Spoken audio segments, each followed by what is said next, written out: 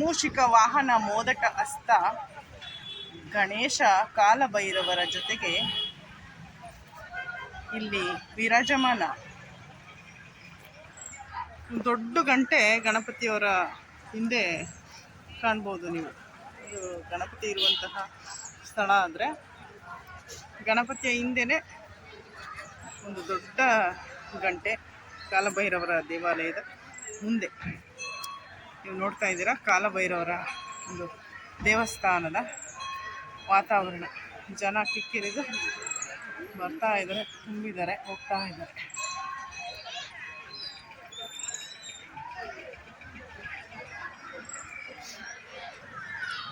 ಕಾಲಭೈರವರು ಸ್ಮಶಾನವಾಸಿ. ಅವರು ಇದ್ದಲ್ಲಿ ಶ್ವಾನಗಳು ಇದ್ದೇ ಇರುತ್ತವೆ. ಆಮೇಲೆ ಅವರು ರುಂಡಮಾಲಿನಿ, ಈ ಜಗತ್ತನ್ನು ರಕ್ಷಣೆ ಮಾಡ್ತಾ ಇರೋರು ಕಾಲಭೈರವರು. ಕಾಲಭೈರವರ ಅಪ್ಪಣೆ ಇಲ್ಲದೆ ಏನೂ ನಡೆಯಲ್ಲ ಅನ್ನೋವಂಥದ್ದು ನಂಬುವಂತಹ ಒಂದು ವಿಚಾರ.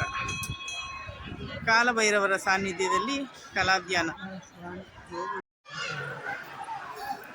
ಕಲ್ಪತರು ಹೂವಿನ ವಾಹನದ ಮೇಲೆ ಕಾಲಭೈರವರ ಒಂದು ಉತ್ಸವ ಮೂರ್ತಿಯನ್ನು ಇಟ್ಟು ಉತ್ಸವ ಮಾಡುವಾಗ ಬಳಸುವಂಥ ಒಂದು ವಾಹನವನ್ನು ನೀವು ನೋಡ್ತಾ ಇದ್ದೀರಿ. ಆ ಉತ್ಸವ ಮೂರ್ತಿಗಳನ್ನು ಹೊತ್ತು ಸಾಗುವ ವಾಹನಗಳಿಗೂ ತುಂಬ ಒಂದು ನಂಬಿಕೆ ಇರುತ್ತೆ. ಯಾರೋ ಹಿರಿಯರು ನಮಸ್ಕಾರ ಮಾಡ್ತಾ ಇರೋದನ್ನು ಕಾಣ್ಬೋದು. ಕಾಲಭೈರವರ ವಾಹನ, ಅವರ ಧ್ವಜ ಕಂಬ ಏನಿದೆ ಅದರ ಮೇಲೆಯೂ ಸಹ ನೋಡ್ಬೋದು ನೀವು. ಶ್ವಾನದ ಒಂದು ಚಿತ್ರವನ್ನು ಕೆತ್ತಿರುವಂಥದ್ದು. ಮನುಷ್ಯರಿಗಷ್ಟೇ ಪ್ರಿಯವಲ್ಲ ದೇವರ ವಾಹನ. ಶಿವನ ವಾಹನ ನಂದಿ ಹೇಗೋ ಹಾಗೆ ಕಾಲಭೈರವರ ವಾಹನ ಶ್ವಾನ.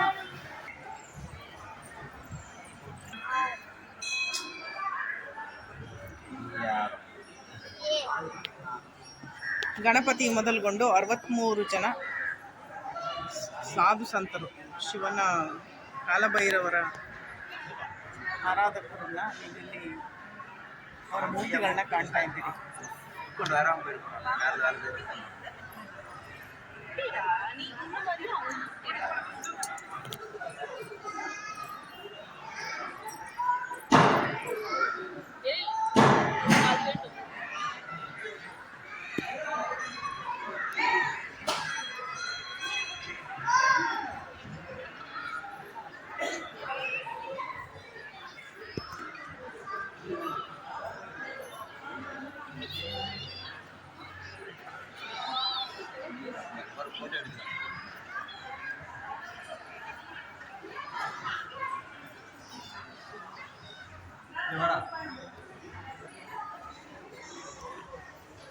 ಒಂದು ಕಡೆ ಕಾಲಭೈರವರು, ಮತ್ತೊಂದು ಕಡೆ ಶಿವಪಾರ್ವತಿಯರ ಒಂದು ಮೂರ್ತಿಯನ್ನು ನೀವು ಕಾಣ್ಬೋದು. ತಮಿಳುನಾಡಿನ ಅಷ್ಟೇ ಅಲ್ಲ, ದಕ್ಷಿಣ ಭಾರತದ ಅತಿ ದೊಡ್ಡ ಕಾಲಭೈರವ ದೇವಸ್ಥಾನ ಅಂತ ಹೆಗ್ಗಳಿಕೆಗೆ ಪಾತ್ರವಾಗಿರುವಂತಹ ಈ ದೇವಾಲಯ ಇರೋದು ಕಂಡಿಕುಪ್ಪಂ ಅನ್ನುವಂಥ ಸ್ಥಳದಲ್ಲಿ, ಕೃಷ್ಣಗಿರಿಯ ಸಮೀಪ ಈ ದೇವಾಲಯ ಇರುವಂಥದ್ದು. ಇಲ್ಲಿ ನಾವು ನೋಡ್ತಾ ಇರ್ಬೋದು ತುಂಬ ಬಿಸಿಲು. ಈ ಬಿಸಿಲಲ್ಲೂ ಸಹ ನೂರಾರು ಜನ ಬಂದು ಹೋಗ್ತಾನೆ ಇದ್ದಾರೆ. 3 ಹೊತ್ತು ಅನ್ನದಾನ ಇಲ್ಲಿ ನೆರವೇರ್ತಾ ಇದೆ. ಅಂತ ಒಂದು ದಾನದಲ್ಲಿ ಶ್ರೇಷ್ಠ ಅನ್ನದಾನ ಅಂತಲೇ ಹೇಳ್ತಾರೆ. ಯಾಕಂದರೆ ಹಸಿದು ಬಂದವರಿಗೆ ಬೇಕಾದದ್ದು ಅನ್ನದಾನ. ದೇವಾಲಯದ ಒಳಗೆ ಶೂಟ್ ಮಾಡಲಿಕ್ಕೆ ಅವಕಾಶ ಇತ್ತು. ನೀವು ನೋಡ್ತಾ ಇದ್ದೀರಲ್ವ, ಇದು ದೇವಾಲಯದ ಒಳಗಿರುವಂಥ ದೇಗುಲ, ಈಶ್ವರಲಿಂಗ.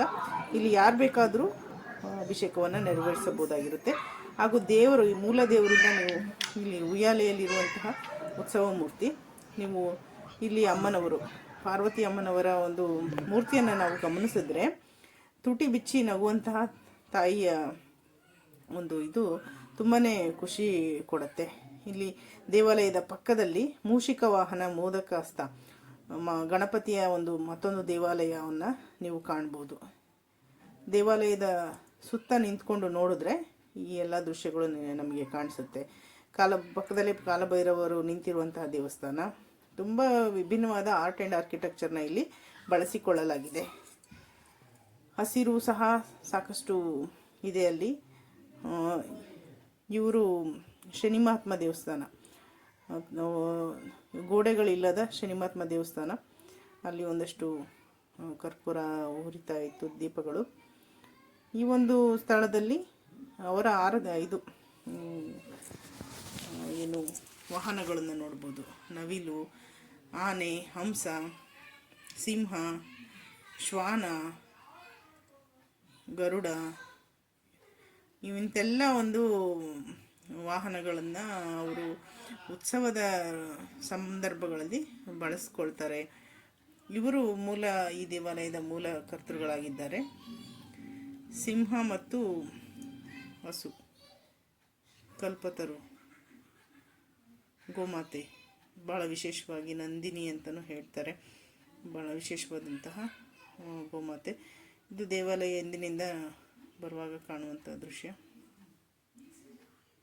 ಒಂಥರ ವಿಭಿನ್ನವಾಗಿ, ವಿಶಾಲವಾಗಿ, ಎಷ್ಟೊಂದು ದಾನ ಧರ್ಮದಿಂದ ಅಷ್ಟೇ ಎಲ್ಲರಿಗೂ ಲೋಕ ಕಲ್ಯಾಣಕ್ಕಾಗಿ ದೇವಾಲಯಗಳನ್ನ ಮಾಡಲಾಗುತ್ತೆ.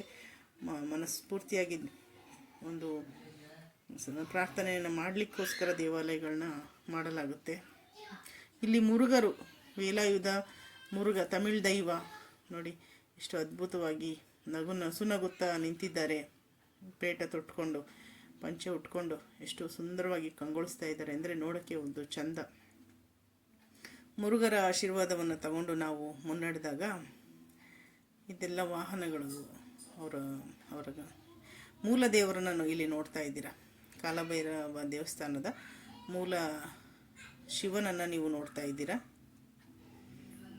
ಯಾರು ಬೇಕಾದರೂ ಹತ್ರ ಹೋಗಿ, ಅವ್ರ ಗರ್ಭಗುಡಿ ಒಳಗೆ ಹೋಗಂಗಿಲ್ಲ, ಗರ್ಭಗುಡಿಯ ಪಕ್ಕದಲ್ಲಿ ಏನು ಬಾಗಿಲಿದೆ, ಹೆಬ್ಬಾಗಿಲು, ಅಲ್ಲಿ ಹೋಗಿ ನಮಸ್ಕಾರವನ್ನು ಮಾಡುವಂಥ ಅವಕಾಶವನ್ನು ಇಲ್ಲಿ ಕೊಟ್ಟಿರುವಂಥದ್ದು ವಿಶೇಷ. ಯಾವುದೇ ಸರತಿ ಸಾಲಿಲ್ಲ, ಯಾರು ಬೇಕಾದರೂ VIP ದರ್ಶನ ಅಂತಲೇ ಸಾಕಷ್ಟು ಟಿಕೆಟ್ ಎಲ್ಲ ಇರುತ್ತೆ, ಅದು ಯಾವುದೂ ಇಲ್ಲ.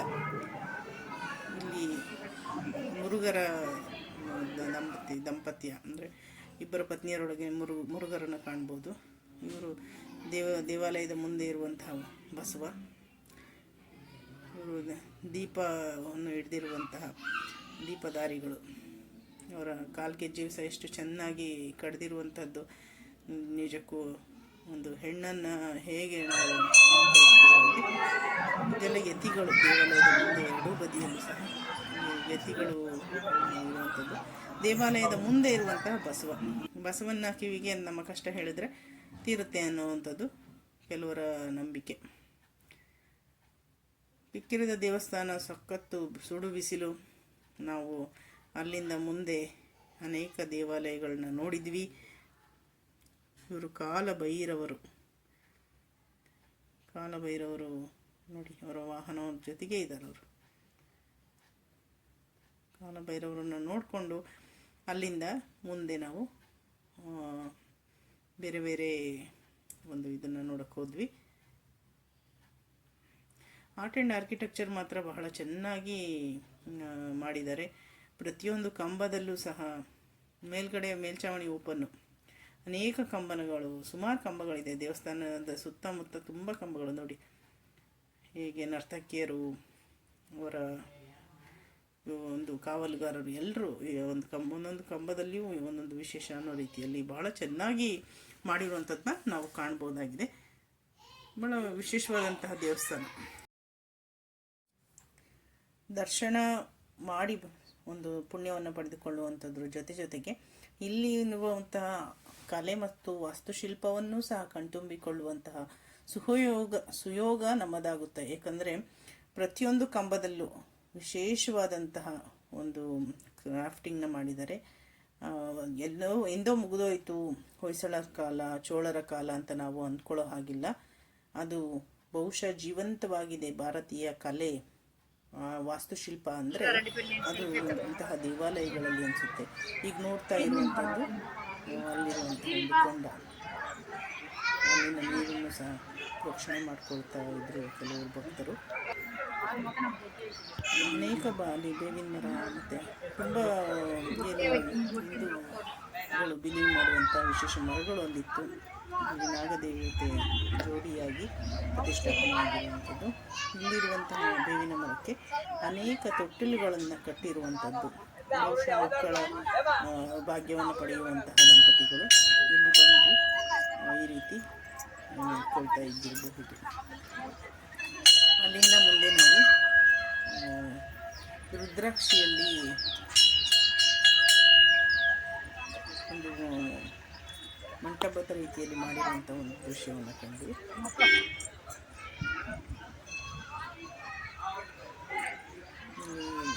ಜೋಡಿಯಲ್ಲಿರುವಂಥ ನಾಗದೇವತೆ, ಇನ್ನು ಇದು ರುದ್ರಾಕ್ಷಿಯ ಮಂಟಪದ ರೀತಿಯಲ್ಲಿ ಮಾಡಿಬಿಟ್ಟು ಅಲ್ಲಿ ಯಾರು ಬೇಕಾದರೂ ಹೋಗಿ ಭಕ್ತಾದಿಗಳು ಅಭಿಷೇಕ ಮಾಡ್ಬೋದಂತೆ. ಇದು ಕಾಶಿಯಿಂದ ತಂದು ಪ್ರತಿಷ್ಠಾಪನೆ ಮಾಡಿರುವಂಥ ಕಾಶಿ ವಿಶ್ವೇಶ್ವರ ಅನ್ನೋದನ್ನು ಕೇಳಿಪಟ್ವಿ ನಾವು. ಇಲ್ಲೊಂದು ಸುಂದರ ನೀರಿನ ಕೊಂಡ, ಬಹಳ ವಿಶೇಷವಾದಂತಹ ಒಂದು ಅಲಂಕಾರ ರೂಪವನ್ನು ಒಳಗೊಂಡಿರುವಂತಹ ದೇವಾಲಯಗಳನ್ನು ಸುತ್ತಮುತ್ತ ನಾವು ನೋಡಿದ್ವಿ. ಒಂದು ರೀತಿಯಲ್ಲಿ ಕಾಲಭೈರವರನ್ನು ಆರಾಧನೆ ಮಾಡುವವರು ಮತ್ತು ಶಿವನ ನಾನಾ ರೂಪಗಳನ್ನು ಆರಾಧನೆ ಮಾಡುವವರು ಇಲ್ಲಿ ಬಂದುದನ್ನು ನೋಡ್ಬೋದು. ಕಲಾಧ್ಯಾನ ಪ್ರವಾಸದಲ್ಲಿ ಇವತ್ತು ಕಂಡಿಕುಪ್ಪಂ ಬಳಿ ಇರುವಂತಹ ದಕ್ಷಿಣ ಭಾರತದ ಬೃಹತ್ ಕಾಲಭೈರವ ದೇವಾಲಯವನ್ನು ದರ್ಶನ ಮಾಡಿದ್ದೀರಿ. ಇದೇ ರೀತಿಯ ಅನೇಕ ಪ್ರವಾಸಗಳಿಗಾಗಿ ನನ್ನ ಕಲಾಧ್ಯಾನ ಚಾನಲನ್ನು ಸಬ್ಸ್ಕ್ರೈಬ್ ಮಾಡಿ, ಶೇರ್ ಮಾಡಿ, ಲೈಕ್ ಮಾಡಿ. ನಿಮ್ಮ ಒಂದು ಹೃದಯಪೂರ್ವಕ ಬೆಂಬಲಕ್ಕೆ ಧನ್ಯವಾದಗಳು.